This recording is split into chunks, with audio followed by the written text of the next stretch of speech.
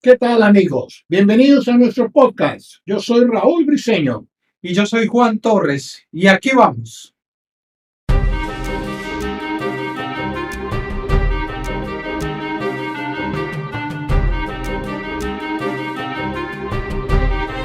Aquí vamos.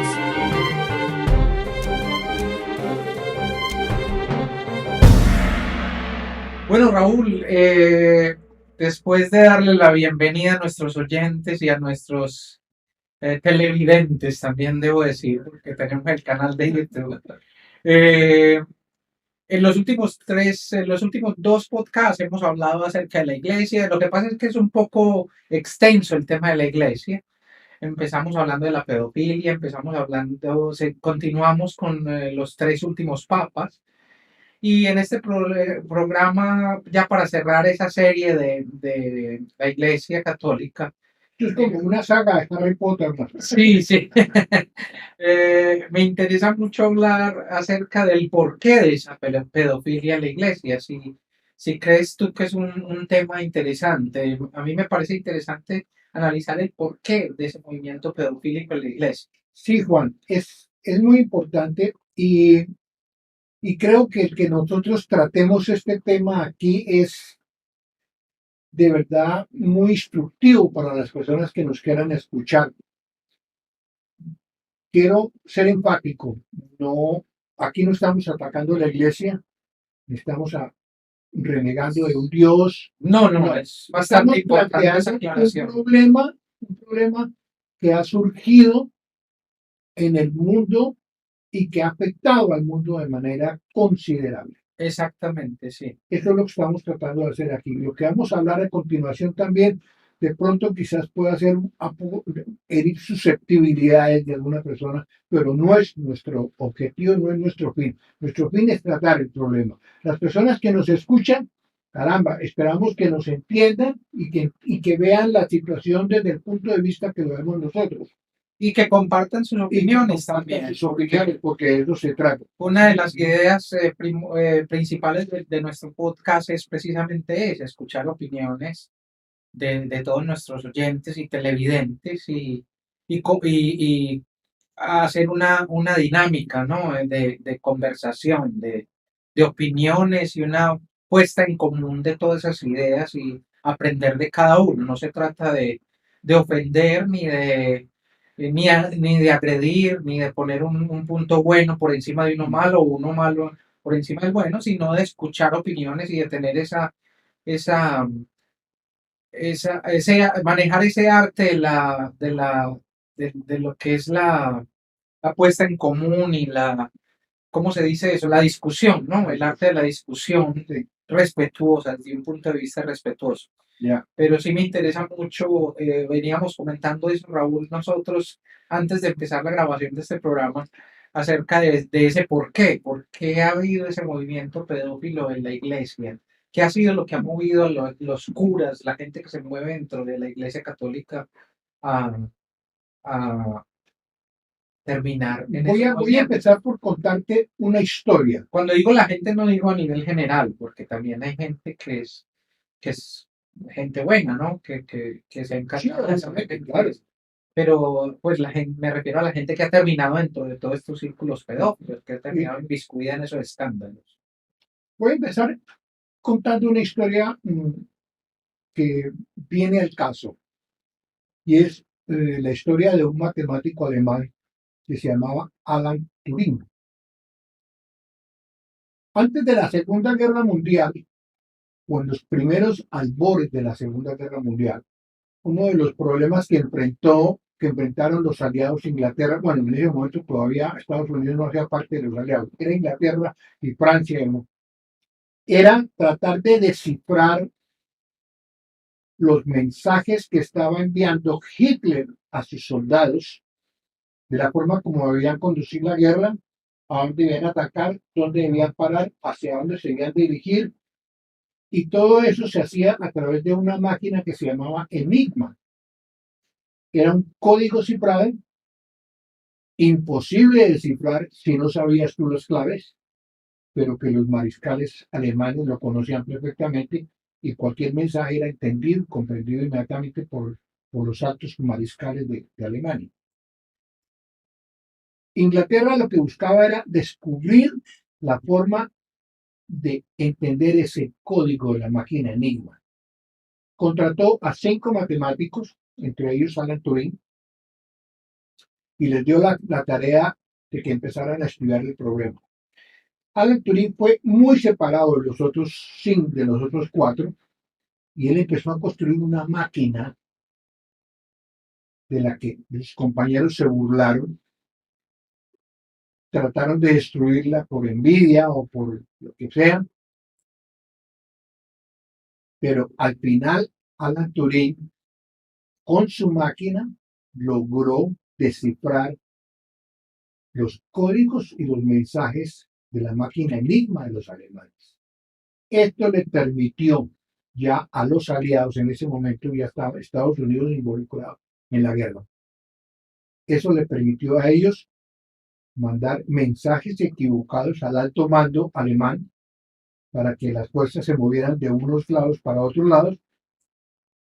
Y gracias a Alan Turing fue cuando se hizo el famoso desembarco de Normandía, después de haber engañado a las fuerzas alemanas que estaban en la otra parte de Francia.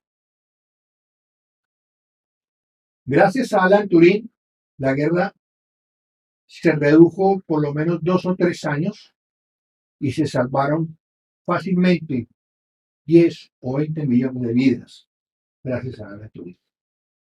En su momento, Alan Turing fue considerado un héroe en Inglaterra, un sabio, un genio. Pero tenía un problema, man, Sí, que era homosexual. Y eso lo condujo a una cárcel. Inglaterra lo mandó a la cárcel. ¿estamos hablando de qué año? Estamos hablando de año de 1945, 47, cuando terminó la Segunda Guerra Mundial. Lo mandaron a la cárcel por el hecho de Por ser ser homosexual. homosexual, lo mandaron a la cárcel. Murió en la cárcel como homosexual. Y muchos años después, en 2014, algo así, la reina Isabel lo reivindicó su nombre y lo declaró héroe de Inglaterra. Pero ya habían pasado muchos años. Entonces, traigo a colación este cuento, Juan, porque quiero recalcar la manera como los homosexuales fueron perseguidos, desterrados, aislados, condenados y considerados seres anormales Estigmatizados. y estigmatizados en la antigüedad. Sí, Del año 60 para atrás, ¿qué oportunidades tenía un homosexual en el mundo? ¿Qué proyecciones tenía? ¿Qué futuro tenía? Si tú decías en tu casa que tú eras homosexual, era el escándalo tremendo. Eso era una vergüenza para la familia. sí. El padre, la madre los sacaban de la casa, los rechazaban. No voy a decir, cállese, no diga eso. Usted es homosexual, usted nos acabó la vida. Esto era tremendo. ¿Qué pasó con todos esos homosexuales 50, 60 o 70 años atrás? ¿Dónde crees tú que hubieran podido encontrar una vida tranquila los homosexuales? Bueno, precisamente ese es el tema del que En la me iglesia. imagino que en la iglesia, En claro. la iglesia. No había otra cosa. Un homosexual encontraba al entrar a la iglesia una vida normal. Y no solamente encontraba una vida normal, sino que llenaba de gloria a su familia, porque las familias se vanagloriaban de decir, mi hijo es sacerdote. Mi hijo es un sacerdote. Sí, era un Entonces fue la solución para todos esos homosexuales que la sociedad estigmatizó durante tantos años. No hay culpabilidad en la Iglesia Católica. La culpabilidad es de las mismas sociedades que estigmatizaron estigmatizaron a las y personas que condenaron a esos homosexuales en esa condición, sí. a tener que buscar un refugio en la iglesia. Y encontraron el refugio perfecto en la iglesia, hermano. Llegó Ha llegado a tal punto eso que la regla en el Vaticano es la homosexualidad y la excepción a la regla es la heterosexualidad. Los heterosexuales son la excepción porque la comunidad gay más grande del mundo está en el Vaticano. Y todo empezaba en los mismos seminarios. Sí, Cuando un muchacho en la casa le decía al papá que se quería ir de sacerdote, el papá y la mamá se iban felices a buscar, hablaban con el seminario y le daban la entrada. Desde el mismo momento en que entraban al seminario, los muchachos estaban siendo encajados dentro de ciertas cánones, dentro de sí, ciertas posiciones en el mismo seminario.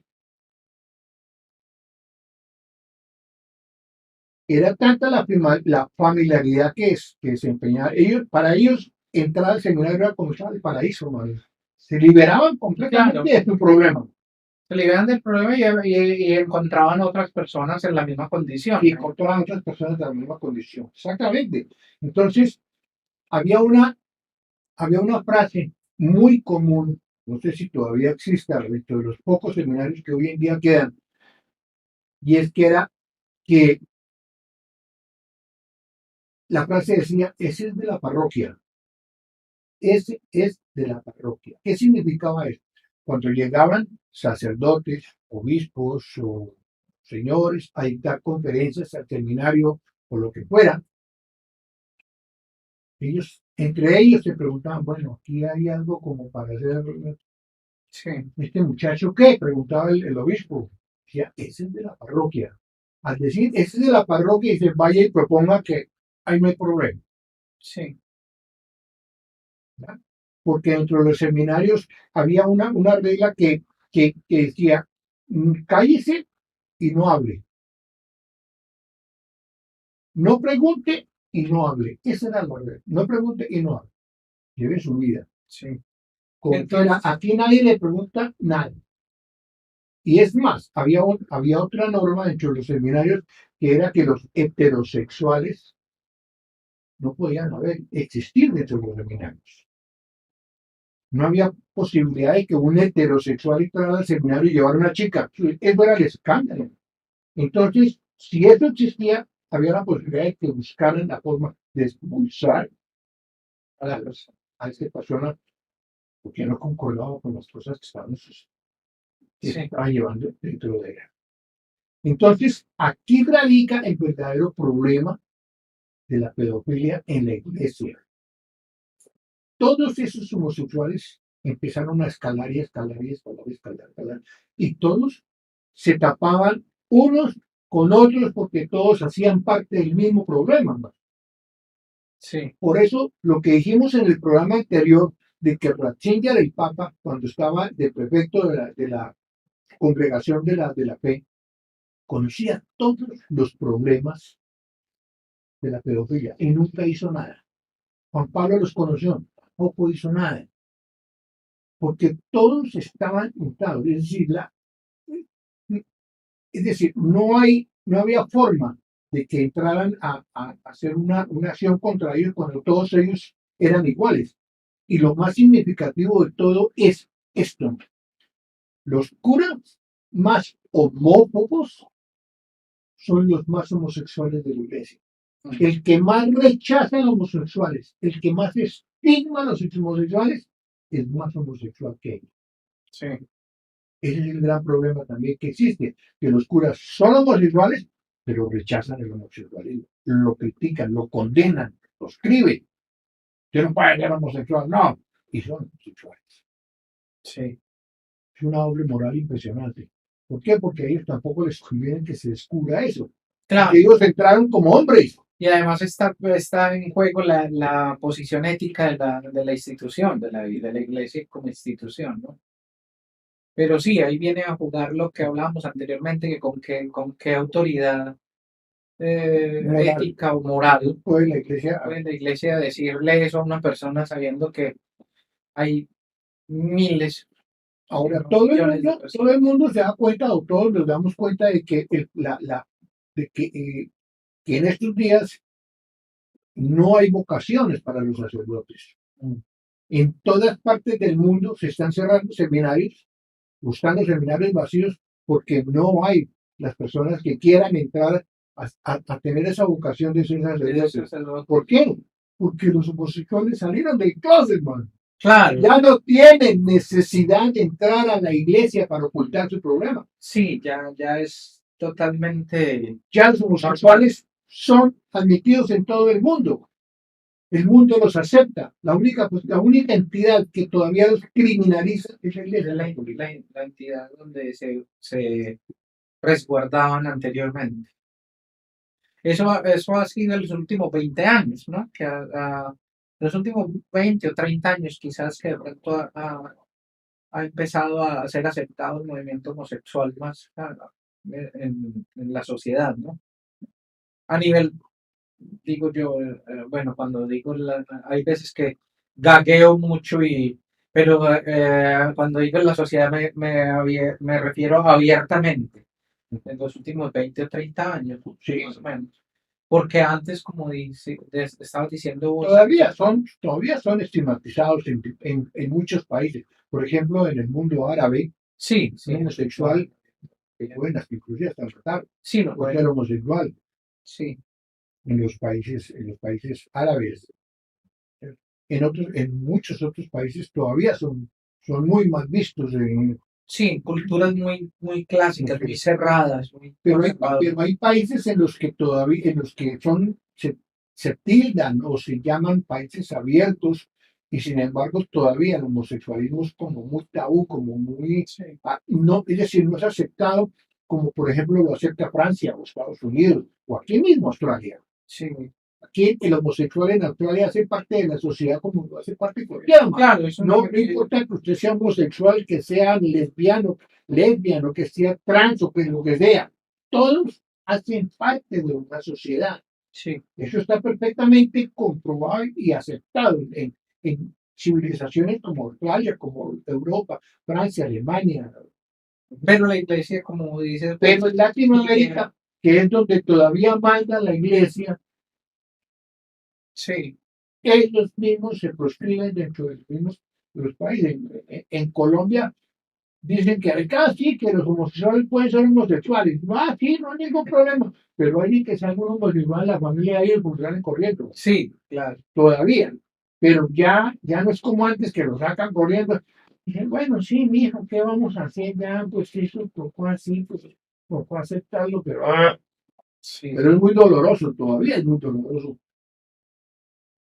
Y, y me atrevo a decir que la revelación de un muchacho en el mismo Australia de que es homosexual también causa un golpe claro que sí, a los todavía padres, eso. que lo aceptan inmediatamente, pero Sí, también sí, reciben el golpe. sigue. Pero bueno, lo aceptan y el muchacho no es discriminado, hace parte de la sociedad de todo. Entonces, veníamos con el tema de la homosexualidad en esa iglesia, o sea, la pedofilia en la iglesia es un poco creada por ese factor de que hubo muchos homosexuales. Definitivamente, definitivamente, es que no hay otra explicación. Sí, claro. No hay, Y no ya hay, ahí vienen no hay otros otra problemas de lado, o sea, no, porque pues la homosexualidad dentro de la institución de la iglesia, pues de todas maneras había, así fueran homosexuales que estuvieran ahí, había que mantenerlo cerrado hacia la sociedad, o sea, la sociedad no podía darse cuenta de eso.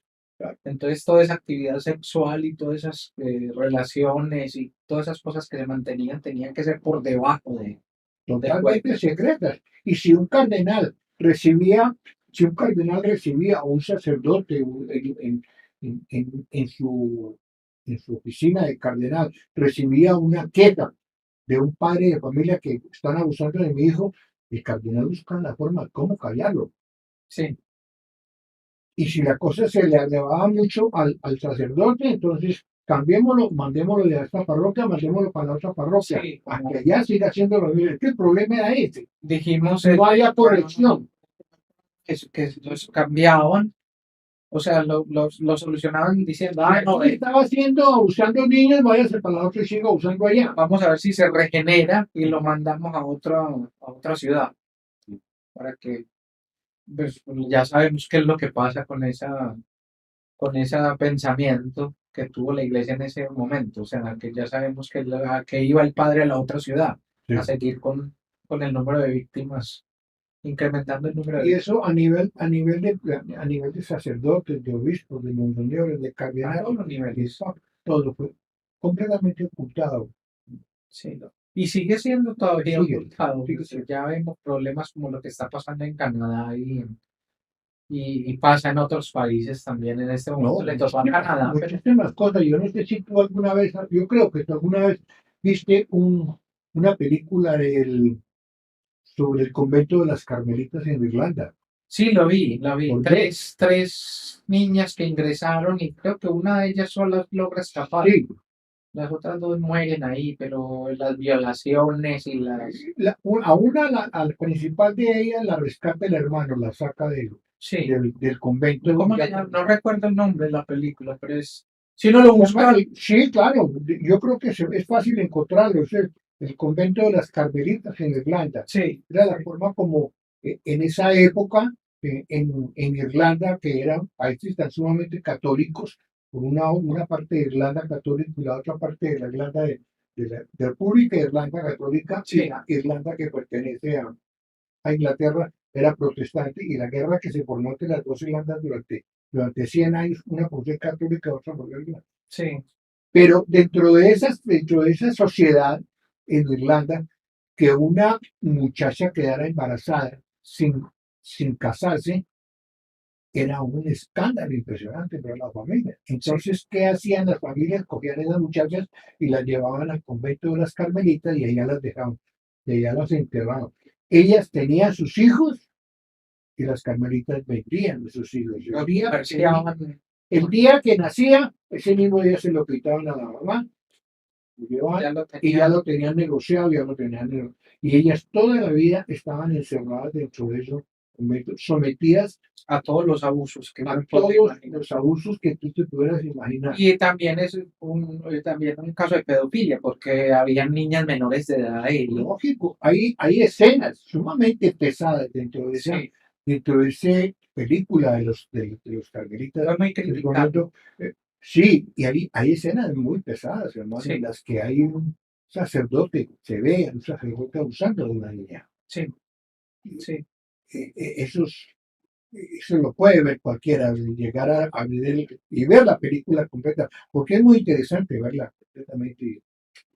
sí, es muy, muy crítico ese problema de la pedofilia en la iglesia. Pero ya sabemos entonces una de las posibles causas de esa pedofilia dentro de la institución de la iglesia. Sí. Hay que decir que esperemos que, que no se molesten, es algo pedagógico lo que estamos haciendo. Sí, es algo más de opinión y Vamos a suspender por ahora comentarios sobre eso. El próximo programa vamos a tener algo más interesante. También es un interés para todas las personas. No nos abandonen, estén con nosotros, que podemos estar siempre con ustedes en el momento que y aprender juntos, ¿no? No olviden suscribirse a nuestro canal, nos esperamos en un próximo programa. Esto todo fue por hoy. Yo soy Juan Torres. Yo soy Raúl Briceño y hasta la vista.